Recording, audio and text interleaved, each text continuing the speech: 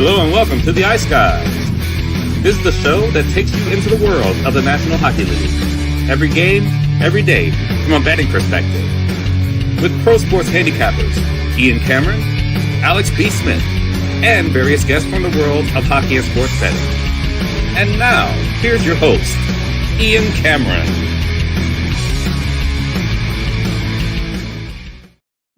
Welcome to the Ice Guys, Sunday, May 11th. Ian Cameron, and only Ian Cameron today. A solo mission on the Ice Guys show for this Sunday, Mother's Day Sunday. We wish all the moms out there a happy Mother's Day. We thank you for all you do for your children. And a lot of you probably love hockey like your kids. So we salute the moms today on Mother's Day. And what a better way to enjoy Mother's Day than two more Stanley Cup playoff hockey games taking place. We've got Winnipeg, Dallas, Game 3 of this series this afternoon at 4:30 p.m. Eastern. It's the first game of the doubleheader. Make sure you're aware of that. It's the first game of the doubleheader, and it's a late afternoon start in Dallas. And then that will be followed by Toronto, Florida, a crucial Game 4 of that series tonight with the Toronto Maple Leafs leading that series 2-1. We'll get to those games in just a moment. But first, as always, we'll look back on Saturday, and I'll just give you my sentiment about the first game.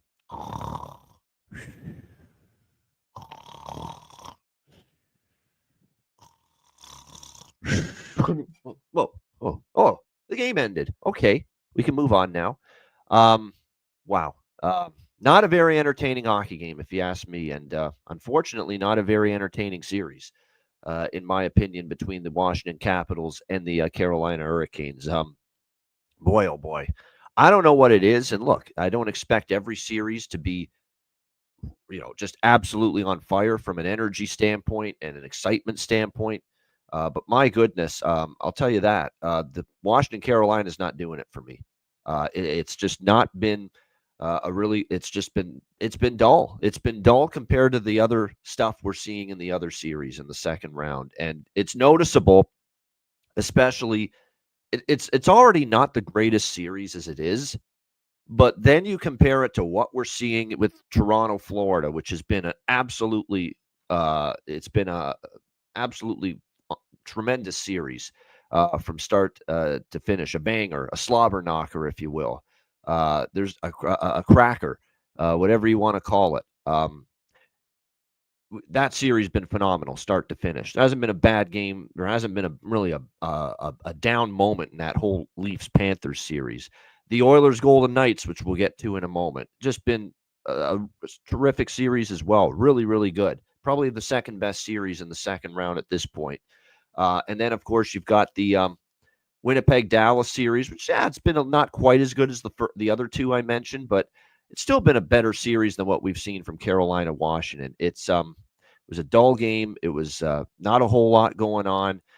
Snore fest for the most part. And, for Carolina, that's probably a good thing for them. They don't mind that. They don't mind low-event hockey. They don't mind, slow pace and winning games like they did yesterday. 4-0 shutout for the Carolina Hurricanes in that game.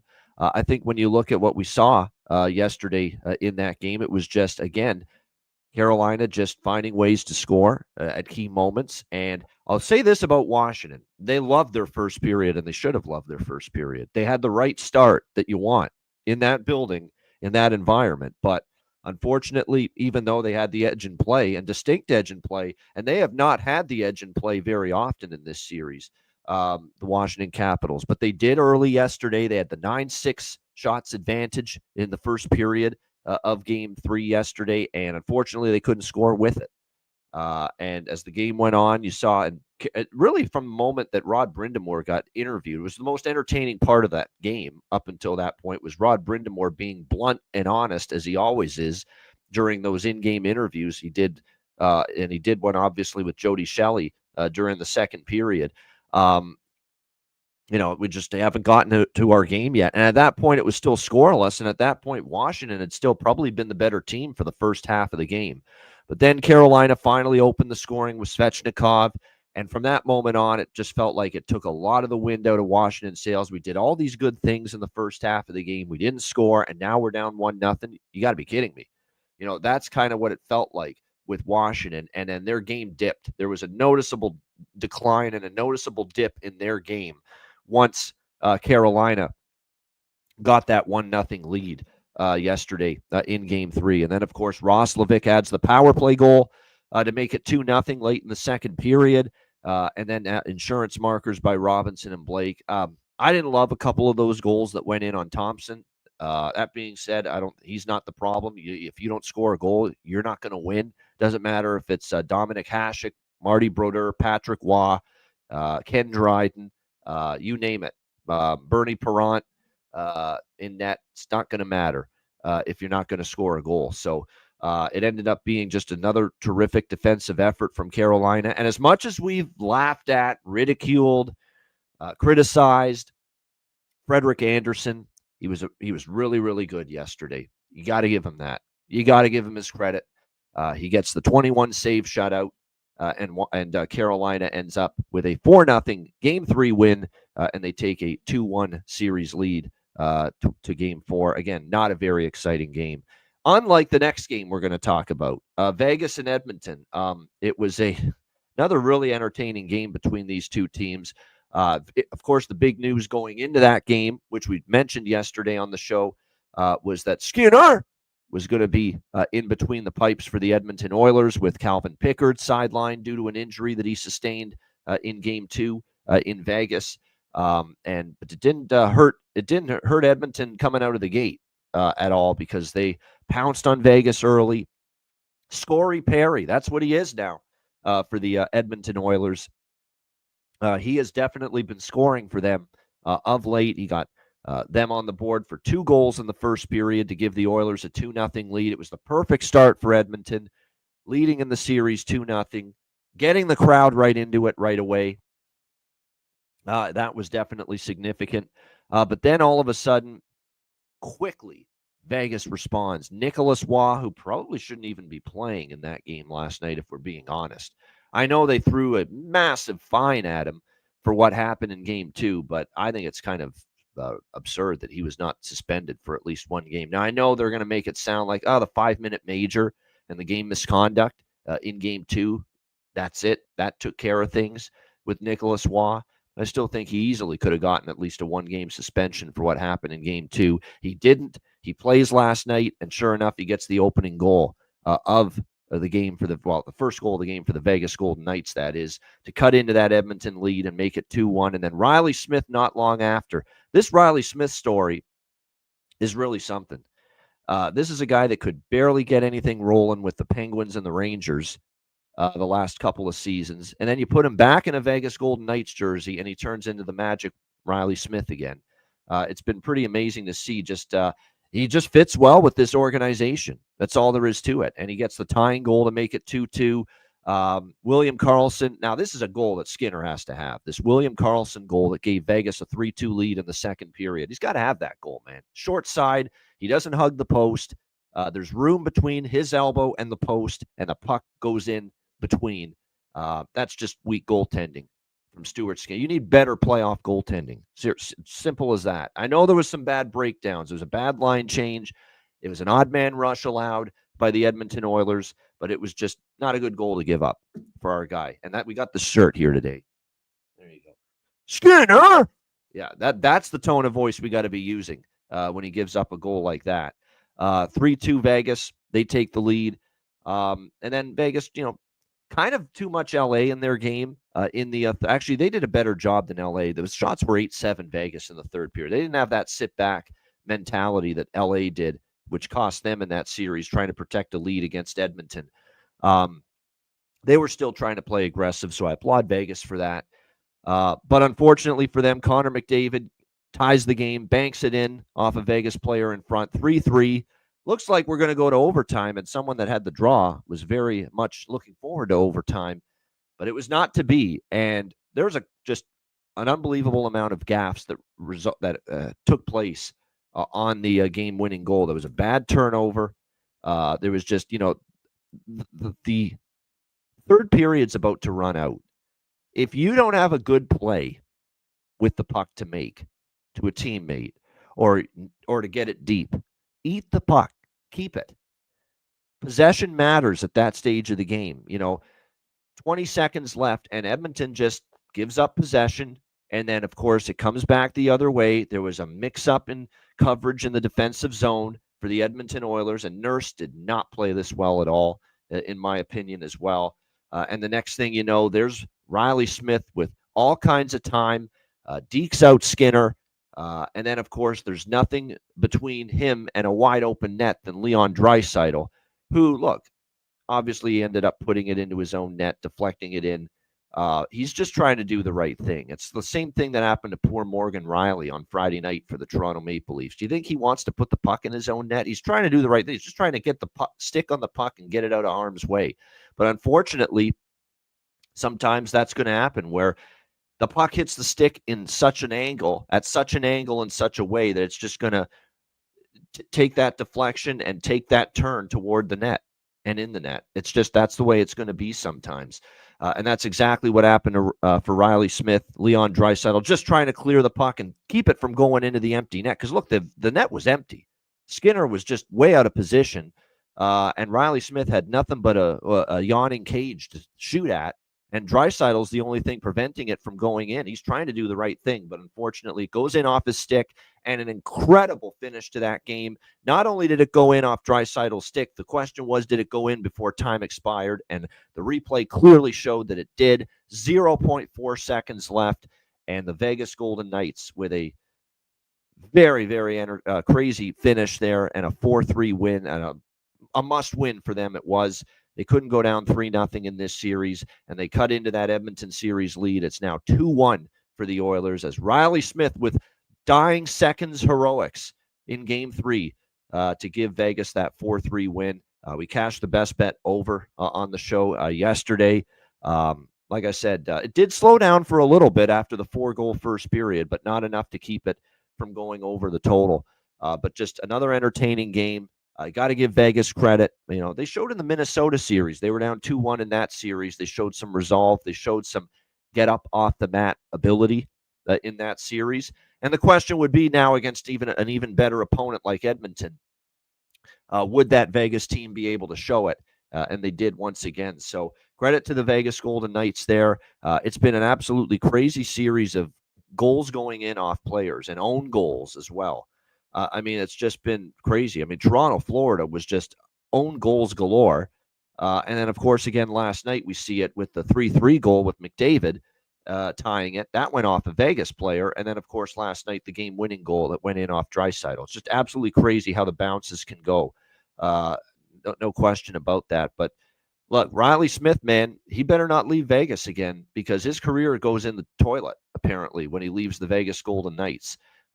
And now he's back in Vegas, and he's thriving, and he's playing some of his best hockey since he was with Vegas the first time around. So good stuff there for Vegas. I actually wanted to see them win that game just so we have a longer series there. And how about this second round? The fact that not one series here in the second round ended up going to a 3-0 series lead for anybody. Not one. We've got 2-1 in every series right now.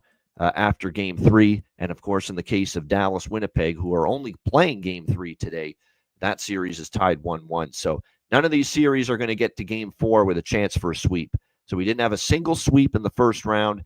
We're not going to have a single sweep here in the second round either. So, like I said, it was just one of those deals where it was just, it was not his choice. That's true, Jonathan. I made it sound like he left. He did not leave on his own volition. Vegas shipped him out.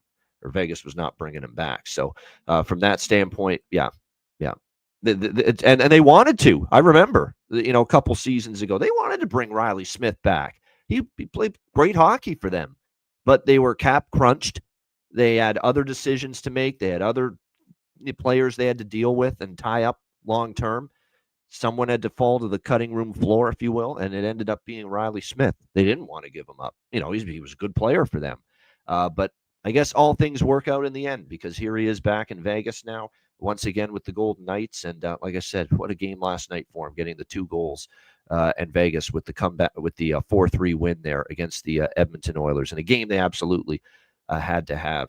All right, let's get into today. We've got 2 games here for this Mother's Day Sunday, beginning in Dallas, where we've got the Winnipeg Jets taking on the Dallas Stars. Series tied at 1-1. We've got Dallas minus 130, home favorites in this game. It's interesting. They opened minus 145. We've seen some Jets money here in the last 24 hours. 145 is down to 135, 30 in some spots. The total here, 5.5, pretty much across the board in this game. We know what the theme is in this game. We know it. With the overriding storyline going into game 3 this afternoon, we all know what it is. This head case goaltender that is Connor Hellebuyck, who I think maybe played his best game of these entire Stanley Cup playoffs in game 2 in getting the 4-0 shutout win over the Dallas Stars. I thought he was excellent. Not only did he make all the saves he should have made, which hasn't always happened in these playoffs, he made a couple of phenomenal saves. He robbed Rantanen on one. He absolutely robbed with the glove Evgeny Dodonov on one. I thought he was absolutely outstanding for the Jets in game 2. His best game of the playoffs by far. But now the monkey is on the back again. The old elephant in the room. The old, skeleton in the closet. Whatever fucking analogy you want to use. And we know what that is here for Connor Hellebuyck. Road playoff game performances. And they have been nothing short of dreadful, horrific, shameful, awful, despicable, whatever words you want to use. He has been nothing short of abysmal, Connor Hellebuyck, on the road in the postseason. He enters this game with you almost can't believe it when you see it, a 1-9 record in his last 10 road playoff games and a unsightly 5.40 goals against average in those games.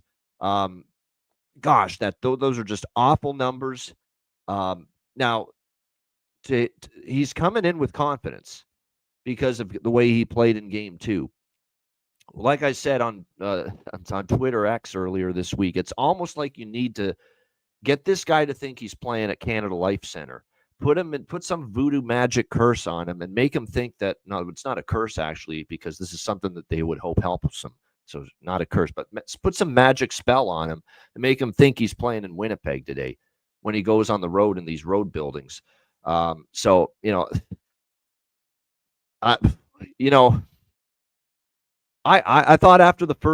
in the first game in the St. Louis series on the road for the Jets, I know he's been bad on the road. He got lit up by Colorado 2 years ago in the first round. He had a terrible first round against Vegas 2 years ago, and Bones, when he was there too, those 2 years, the Colorado year, the Vegas year as the head coach for Winnipeg. I said, but it's a new season. Surely this can't go on, these road problems for Connor Hellebuyck. They did. They absolutely did. They kept going.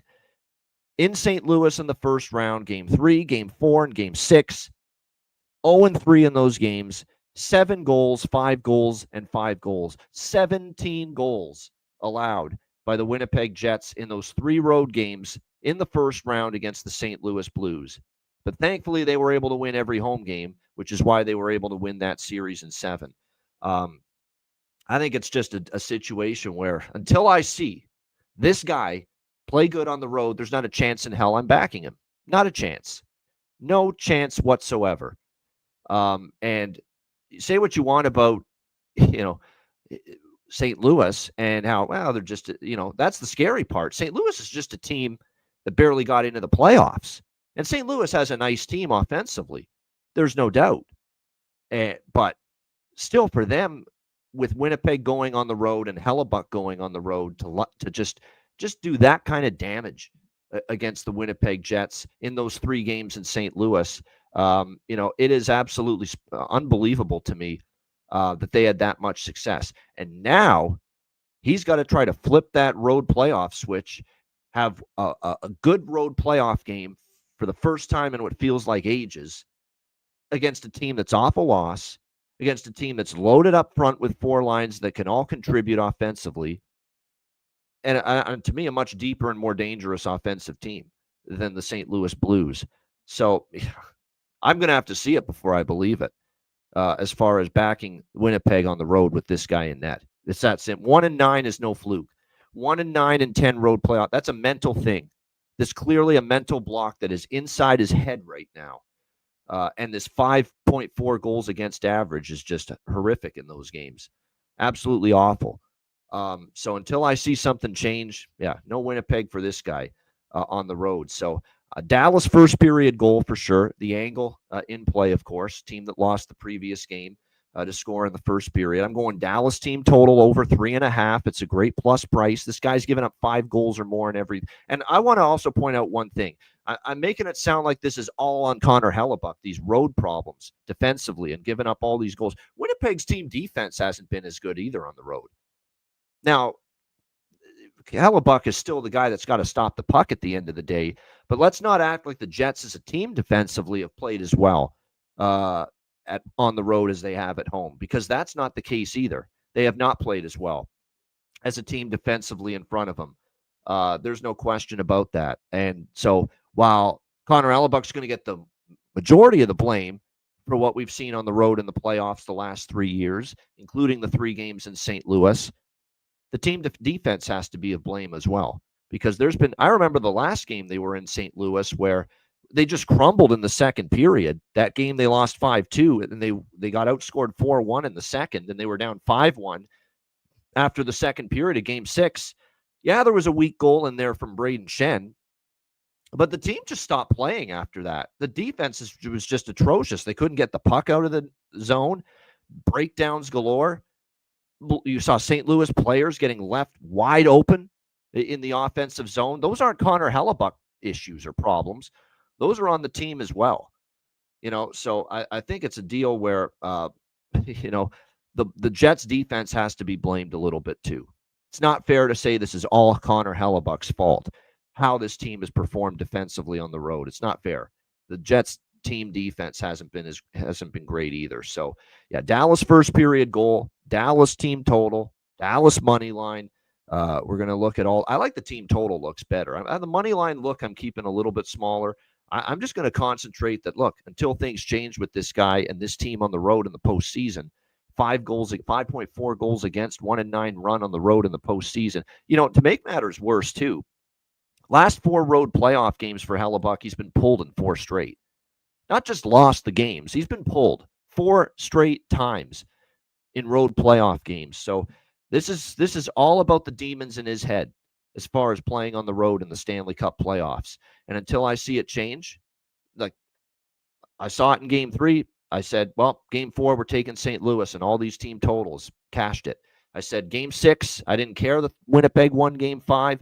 I said, until I see this guy step up, this team play well on the road, we're taking it again one more time. So like I said, I think until I see better performances from Winnipeg as a team on defense, and especially their goaltender on the road in the playoffs, this is the approach we're taking. So a Dallas first period goal, Dallas team total over. Primary looks smaller on the Dallas money line. And I'm going to go with the over by effective in this game because it's the system play. It's the original system play, which, if I'm not mistaken, is still undefeated here in the Stanley Cup playoffs, where we're talking about first period over and full game over. The old system off a shutout loss. We were just raking in the cash with this up until the Four Nations face-off break occurred, and then it fell off quite a bit. But it's been back in the playoffs. It's been solid. And look, the games in St. Louis were all overs, by the way, in the first round. Again, a large part of that due to the fact that Hellebuck was a mess, and Winnipeg's given up goals left and right. 7-2, 5-1, 5-2 were the final scores of the 3 games in St. Louis in the first round. So, there was one first period over that didn't hit in the system play, original system play, team off a shutout loss in the play. But in the playoffs, it's 2-1 first period over, 3-0 full game over for the system play. So there you go. That is correct. There was one game that with that shutout system, the first period, I think it was the Toronto-Ottawa series. I think that's the one. It was the game where Toronto was coming off a shutout line. It was game 6 of Toronto-Ottawa. That's the one. First period stayed under in that game. I remember it. That's the one. It was Toronto-Ottawa game 6, but the full game went over. So it's 3-0 full game over. It's 2-1 first period over. with the system play, team off a shutout loss. So first period over, full game over. Dallas first period goal, Dallas team total over, and a little bit less on Dallas money line. That's what we're looking at here in this game. And as far as this might be a game too, where if you really think that things aren't going to change, it's going to be status quo for Connor Hellebuck on the road, and it's going to be just another 5-goal disaster, 6-goal disaster. Remember, this is a guy that and a team that gave up a goalie and a hockey team, Winnipeg, that gave up 5 goals or more in all 3 games in St. Louis. If you believe that's going to happen again here in this game, get greedy. Take Dallas alternative team total. Why not? Sprinkle on that for a little bit. That it could really get ugly once again for the Connor Hellebuck and this team on the road. Because if you look, you can get Dallas team total over 4.5 at plus 350. Pretty good price. Plus 350, plus 375 at some spots. If you really think it could get, a little bit ugly once again for this team. As far as the lineups are concerned for Winnipeg, obviously they got Josh Morrissey back in game 2. It looks like it's going to be the same blue line. You wouldn't change a winning lineup. Pretty much the lineup's going to stay pretty much the same here for Scott Arniel going into this game. There is one change for Dallas. For Miro Heiskanen's not back yet, but he's close. I think there's a chance we see him maybe in the next 2 games, but he's definitely closing in on a return for the Dallas Stars. It looks like as of right now, there's going to be Colin Blackwell inserted onto that 4th line and Oscar Beck coming out of the lineup. So it could be looking at a Colin Blackwell, Sam Steele, Dadonov 4th line for the Dallas Stars in this game. And remember, Colin Blackwell, and I like what he gave this Dallas team in the first round against the Colorado Avalanche when he got into the lineup. Remember, this is a guy that scored an overtime game-winning goal for the Dallas Stars in game 2. A game where if they lose that game in overtime, they're down 2-0 in that series. And who knows if they win that series, at that point. So, yes, Colin Blackwell, who scored an overtime winner in game 2 of that first round against Colorado. I think it's definitely a good move. I like him. He gives them a little bit of speed. It's good on the forecheck. He's able to get some offensive chances. And if you can get that from your 4th line, it's going to make you more dangerous. So I like that move. And then last but not least, player props for Winnipeg, Dallas. Mark Scheifele's on a 3-game point streak. Nino Niederreiter, a 2-game point streak. Gabe Vilardi, 2-game. I like Gabe Vilardi props again for Winnipeg. I don't think they're going to get shut out necessarily here in this game. I do think that they have a potential to chip in some goals too in this one. So if I'm going to look at anyone for Winnipeg, it's Vilardi. Ehlers played his best game of the playoffs by far since he's been back against Dallas in game 2. We'll see if he can build on that. The captain, Adam Lowry, of course, always a threat as far as finding the back of the net's concerned. For Dallas, when you look at their props going into this game, what I think that this game sets up nicely for is a bounce back for Mikko Rantanen. Probably his worst game in quite a few in game 2. Winnipeg shut him down. Winnipeg focused on making sure they shut him down. They took him out of the equation, that he didn't have the impact that clearly he had in game 1 of the series, as well as what we saw in games 5 through 7 against Colorado. It was a rough night for Mikko Rantanen. Held off the score sheet, -2. Took a bad penalty. You could tell Winnipeg, they did their job. They took Mikko out of the game. But now you're on home ice. You get last line change. Peter DeBoer is going to get the matchup advantage he wants for Mikko Rantanen and the majority of his lines. So, like I said, I think this could be your bounce back game here and bounce back moment here for Mikko Rantanen tonight in this game. Let me see what his point prop is going into this one. It can't be that low, can it? Let me just verify this. Can't be that low. It's got to be -200, I would think. Yeah, of course. That's a missed. My prop app here says it's -130 for him to get a point. I'm like, there's no way that's true. No, but I think over 1.5 points, 2.5 points, if you even want to go more. Like, be aggressive with Dallas player props. If you think Connor Hellebuck's going to be same old Connor Hellebuck on the road in the Stanley Cup playoffs, then you absolutely take Dallas props and you be a little more aggressive with them. You go maybe for over 1.5 points, 2.5 points with a guy like Mikko Rantanen. Maybe you go not just with a point prop, but over 1.5 points for Rope Hintz or Wyatt Johnston, you name it. So, like I said, this could be one. Like, if you believe the floodgates are going to open again against Hellebuck and the Jets on the road, which has been a common occurrence and a repeated theme for 3 years now. Can you believe this run is like this is 3 years deep of horrific play on the road from the goaltender, Connor Hellebuck, and the team. 1-9 in the last 10 road playoff games. Hard to believe it's that bad, but like I said, Winnipeg played a great game in game 2. So they should come in here feeling good. They should come in here thinking we can play a heck of a game, and we should have the confidence that we can play well, because we played great in game 2. But again, there's just been too much of horrendous performance on the road for me to say that's going to happen until I see it. If Winnipeg goes out there and wins, 3-1, 3-2, 4-2 tonight, and they put some of these road demons to bed, then maybe we can say they're going to start. Maybe this is something they can get past. This is something that is not going to continue. But like I said, until I see that change, not interested in Winnipeg on the road. All right, let's move on. We get Toronto and Florida. The second game of this Sunday NHL Stanley Cup playoffs doubleheader. Florida -190, home favorites. The total here is 6, pretty much across the board, shaded to the over. They pretty much have to make this total 6 now with what we've seen here in this series between the Leafs and the Panthers. This has been just an incredible series. I mean, all you have to do is look at the final scores of the 3 games. 1-goal games, all 3 of them. 5-4 Toronto, 4-3 Toronto, and 5-4 Florida in overtime in game 3.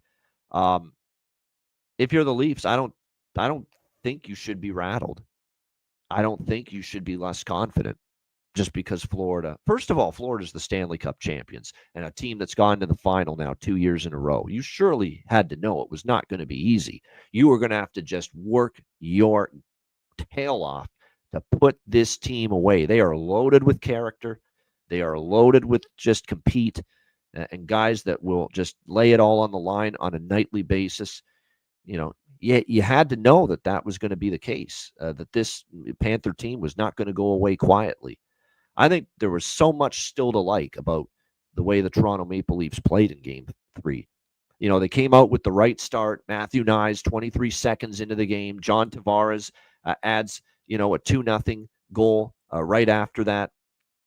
They take the crowd out of it. And then really it was an unfortunate Morgan Rielly trying to do what Leon Draisaitl did last night. He's just trying to do the right thing. He's trying to keep the puck from going in, steer it to the corner, but instead it deflects off his stick. Alexander Barkov got credit for that goal, which made it 2-1, and it definitely got Florida back into it. No question. And but then they came back. I thought they still played a really good period. They were up 2-1. If you would have asked Craig Berube, Austin Matthews, Mitch Marner, William Nylander, anybody on that team, you're up 2-0 in the series. Florida's going to bring their heaviest punch at you in game 3 early, that you would be up 2-1 after the first period. You'd be dancing in the fucking street if they told you you're going to be up 2-1 in the first period, after the first period of that game. No question.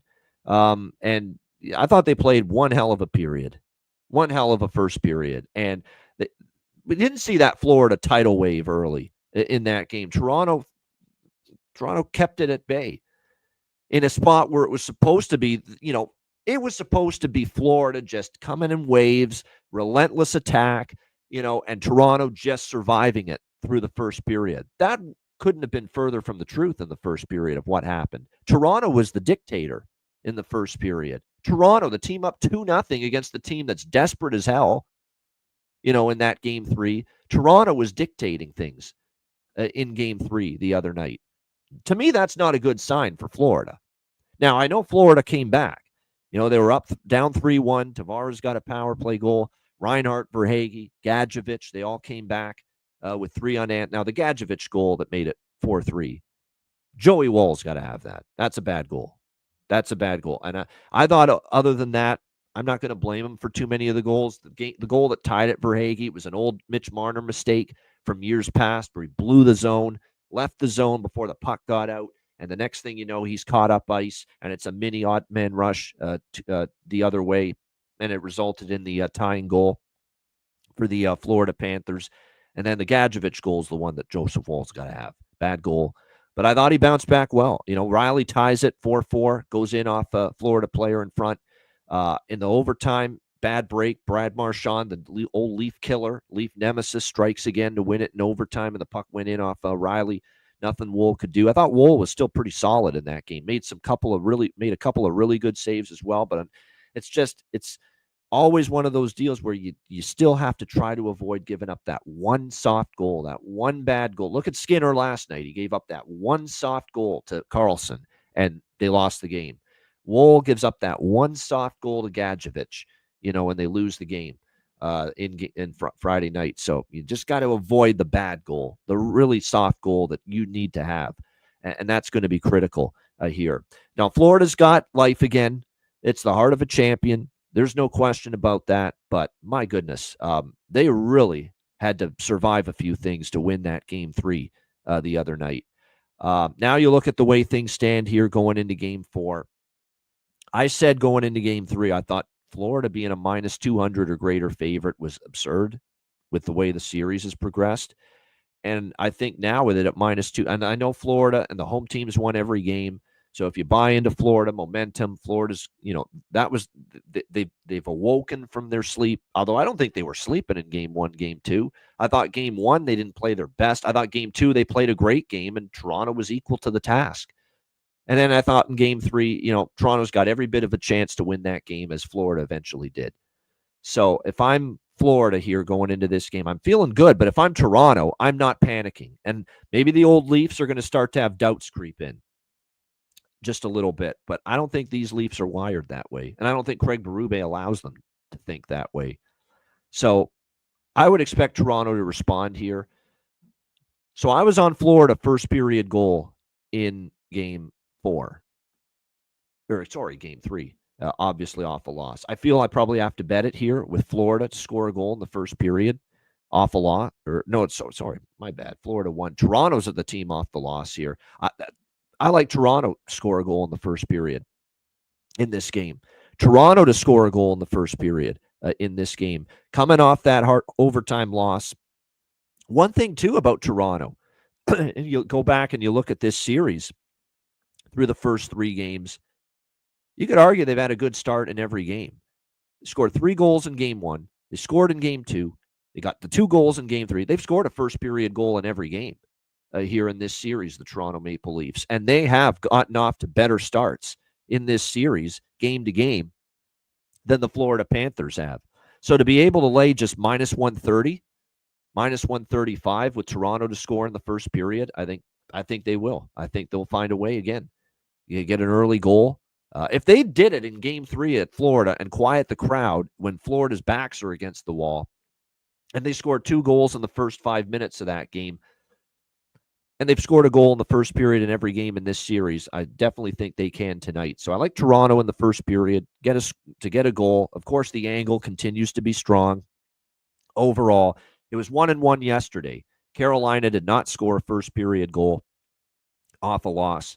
Vegas did in the second game. So it went 1-1 yesterday, but for the entirety of the playoffs, the first period goal for a team off a loss has been excellent. So Toronto first period goal. I'm on the over by Fecta. I'm on both teams to score in the first period again. I believe both teams to score first period has cashed in every game in this series too. Yes, it has. I'm not going to fight it. It's turned into a series where Bobrovsky's not his usual self. We're still not totally 100% convinced that Joe Woll is going to be able to steal games at this point in the series. So, like I said, that's why we've seen goals. That's why we saw 9 goals in Game 1, 7 goals in Game 2, 9 goals in Game 3. And another thing, too, is I think Toronto's puck movement, getting the puck north-south, it's really caught Florida flat-footed often in this series. How many odd man rushes has Florida given up? And partial breakaways, you name it. They've given up a lot of them in this series. And it hasn't changed. It didn't really change in Game 3 either. Back home in a must-win desperation, sense of urgency spot that Florida was in. So maybe at this point, they're just, you've just got to admit through 3 games, they've had a really hard time defending the Toronto Maple Leafs. And you've had 3 games to try to correct it, and you still haven't. And Bobrovsky, you've had 3 games to find your A game, and you still haven't. Although I will give, and I'll say this one more time, and I know I said this about after Game 3 as well, Bobrovsky had his best stretch of this series in overtime of Game 3. He had to deal with a Nylander partial breakaway. He had to deal with a Matthew Knies partial breakaway. 2 big opportunities for the Leafs to win that game and go up 3-0 in the series in overtime, and he made 2 gigantic saves on them. So it was absolutely significant for Bobrovsky. And maybe he's going to get a little bounce from that in a positive. Maybe we're going to start to see Bobrovsky get better and stronger and start to look more like the goalie Bob of last year, going to the Stanley Cup final. But like I said, Toronto's been able to they've been able to generate so many good chances against this Florida team, and I wasn't necessarily expecting that with how good Florida can defend. And we've seen 3 games of it now. What kind of X's and O's and adjustments can Paul Maurice do to fix it? I don't know if he can do many. Maybe this is just a series where Toronto is just going to be able to get these looks, get these consistent grade A's in the offensive zone. And, yeah, they look better and they look like they're moving the puck faster a little bit. And Florida's just going to have to either somehow deal with it, somehow keep it out, or have Bobrovsky have one of these magical nights where he stands on his head, even though Toronto's getting all these quality looks. Because they've gotten quality looks every single game in this series, Toronto, offensively against Florida, and I'm not sure that's changing. So I'm going to go with Toronto first. There's a lot that I'm on. Let me just break it up here into bet by bet. Toronto first period goal, around -130, -135. I'm taking Toronto team total over 2.5 for the game as well. Full game team total on the Toronto Maple Leafs, 2.5. I mean, why not? They scored 5 in Game 1, 4 in Game 2, 4 in a losing effort in this building in Game 3. I mean, they've scored 4 goals or more in every game in this series, the Toronto Maple Leafs. You're going to give me 2.5 with their team total?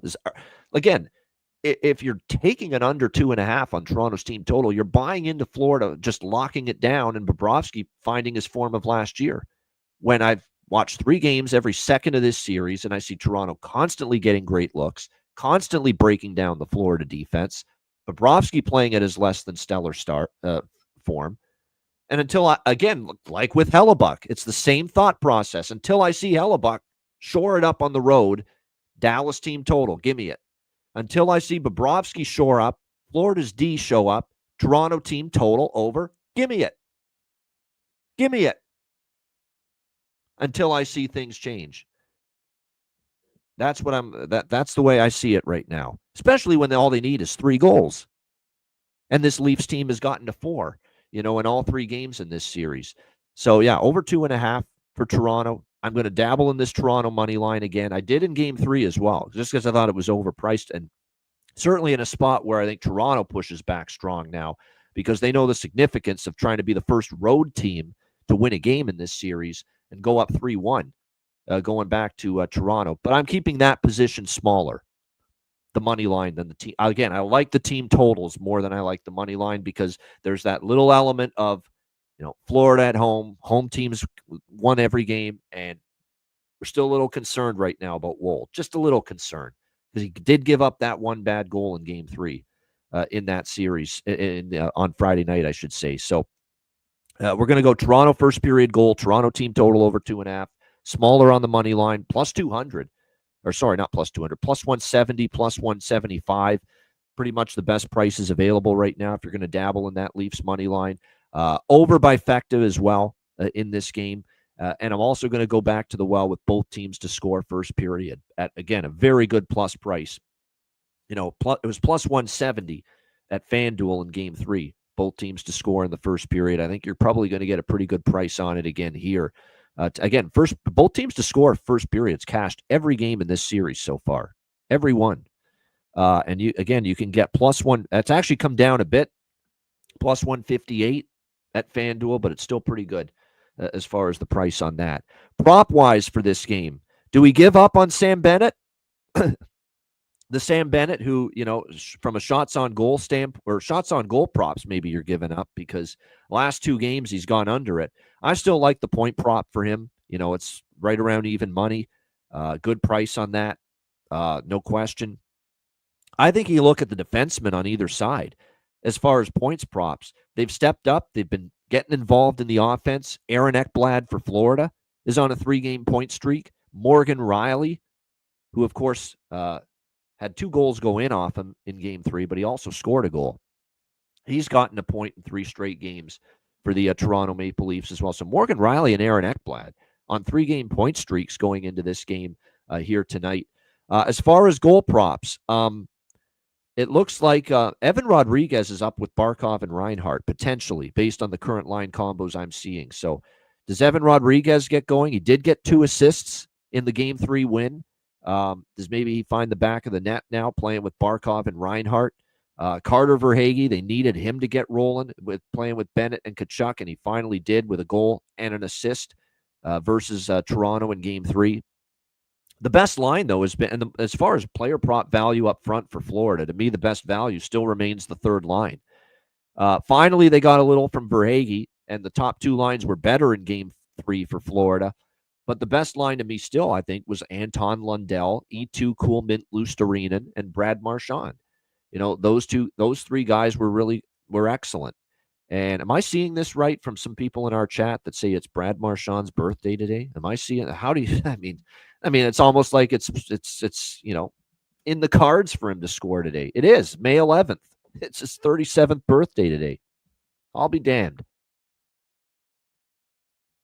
He's been getting better and better with each game for the Florida Panthers, no doubt.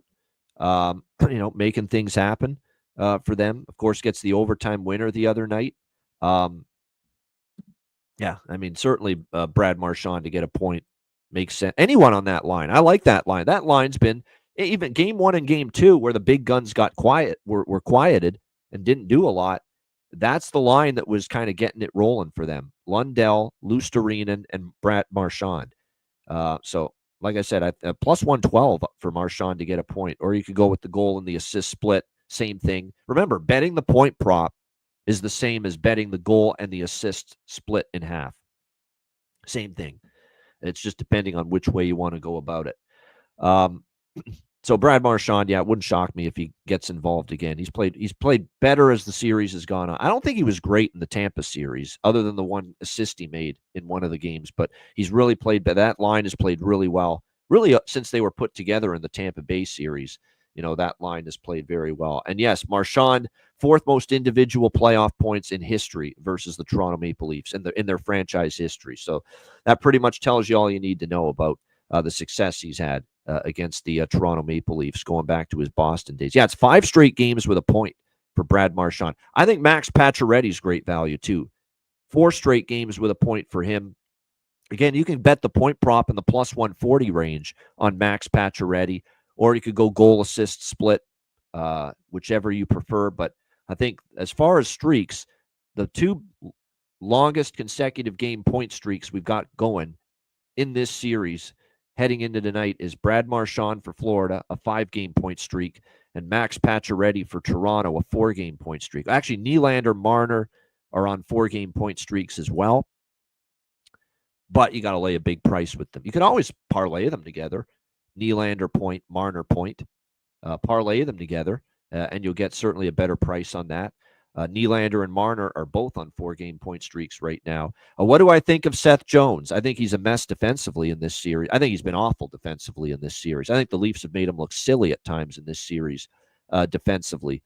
But he does have a point in 2 of the 3 games. He scored in Game 1. He got an assist in Game 2. He didn't have a point in Game 3, but I don't mind the point look for Seth Jones, but he's not been good defensively. And it's the same kind of issues we saw from him in Chicago earlier this season that are starting to show up again for Seth Jones, turning the puck over, getting caught in the neutral zone. We've seen it happen multiple times to him in this series for Florida. They need more from him defensively. They need better from him defensively. I know Gus Forsling and Ekblad are going to be solid. Mikkel is going to play physical and be good in his own end most of the time, but they need Seth Jones to step up here, in my opinion, going into this one. If Florida's going to not only win this game and get it tied going back to Toronto, but if they're going to win the series, he can't be making these mistakes. He's a veteran. He's never been phenomenal in his own zone defensively, but he's a veteran guy. You can't be making some of these fucking horrific mistakes he's making. And Florida's going to need more from him, no doubt. Great game. Looking forward to it. Woll and Bobrovsky, of course, the goaltenders. And it's a really fascinating doubleheader here. Can the home team hold serve in Toronto, Florida?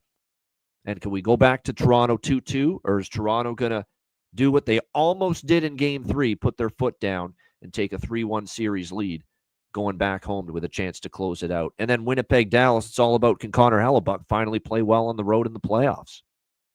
That's the theme. That's the theme. It's nothing else but that. That's the number one theme for Winnipeg, Dallas. Can Connor Hellebuyck finally show up and have a great performance in the postseason on the road? That's why we watch, to find out these answers.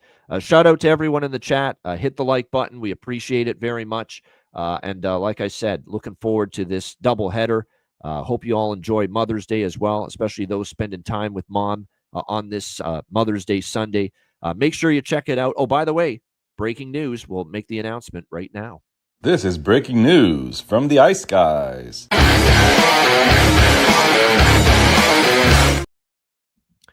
We have the day of our Ice Guys, our next Stanley Cup playoff live betcast to make the announcement of the date of our next Ice Guys Patreon exclusive live betcast for this week.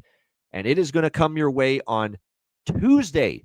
That's right, Tuesday, May 13th. And this betcast will begin at 8 o'clock p.m. Eastern Time. 8 p.m. Eastern Time, Tuesday night. This will be our Patreon exclusive live betcast. Standalone game. One game only taking place on Tuesday night. Game 4 between the Winnipeg Jets and Dallas Stars.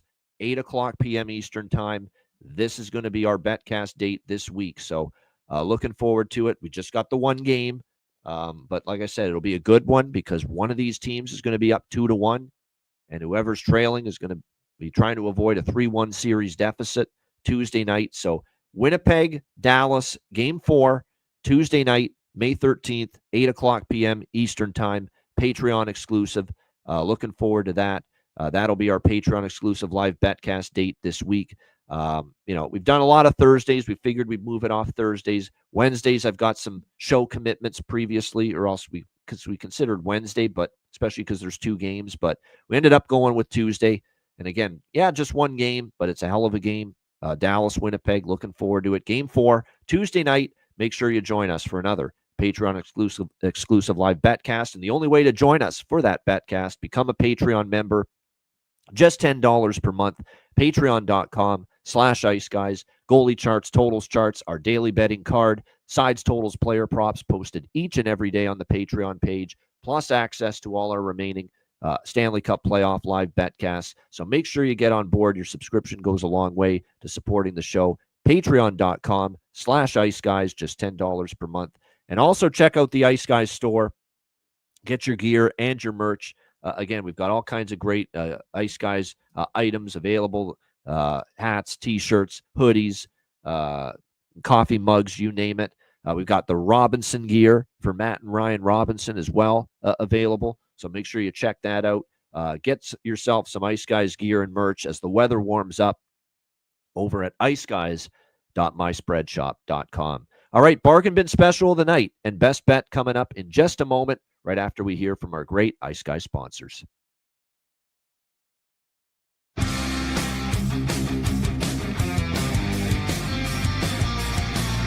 Support for the Ice Guys podcast is provided by Boston Hemp Incorporated,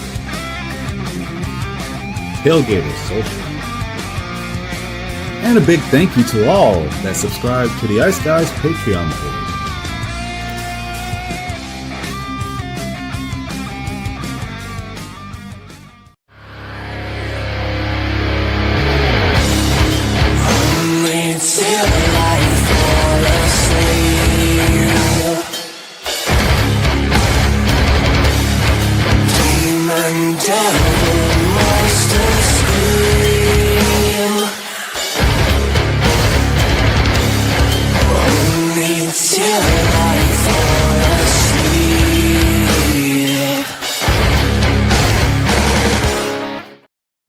Everyone loves a perfect pair.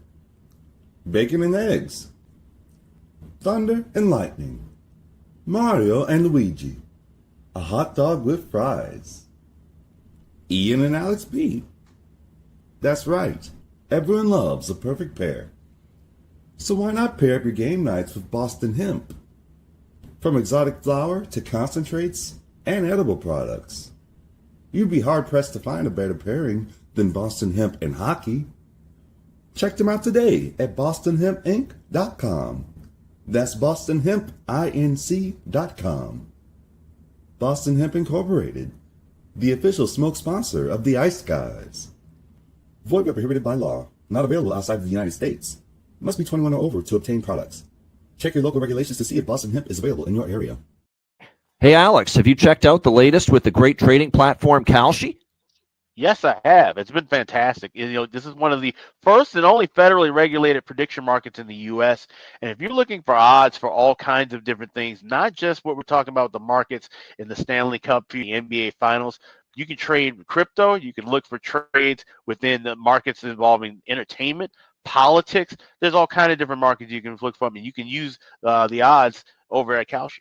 Time of year to get involved with Kalshi. Certainly if you're a sports fan, Stanley Cup playoffs, NBA playoffs, baseball now underway, with all the different markets to create winning trades. Make sure you're checking out all that Kalshi has to offer.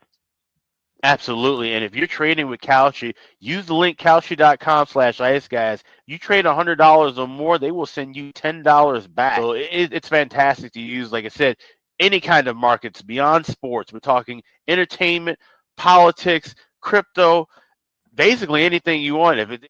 So make sure you sign up, kalshi.com/iceguys. Note that it's live on Robinhood and available in all 50 states, making it the first legal place to trade on these kind of events nationwide. Check it out, kalshi.com/iceguys.